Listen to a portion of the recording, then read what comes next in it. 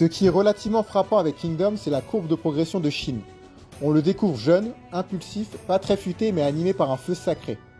Et petit à petit, combat après combat, il apprend, il saigne, il échoue, il gagne. Et il grimpe les échelons jusqu'à commander des troupes, puis des armées, puis affronter les plus grands généraux de son époque.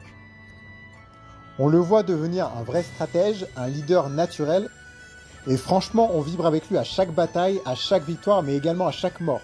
Parce que Kingdom n'épargne jamais ses héros. Kingdom, ce n'est pas juste des épées qui s'entrechoquent. C'est de la guerre psychologique, du génie militaire. Chaque général a sa propre manière de combattre. Il y a ceux qui font tête baissée et ceux qui planifient 5 coups à l'avance.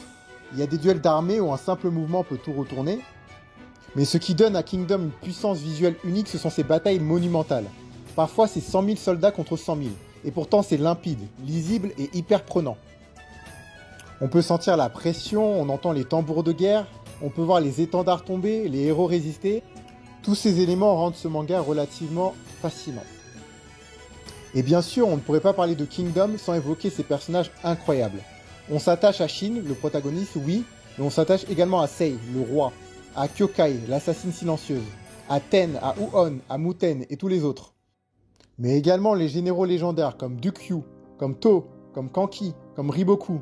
Tous ces généraux sont incroyablement stylés. Chacun d'entre eux a son histoire, ses blessures et ses idéaux. Il n'y a pas de gentils ou de méchants à 100%, juste des hommes et des femmes qui veulent laisser une trace dans l'histoire de la Chine antique.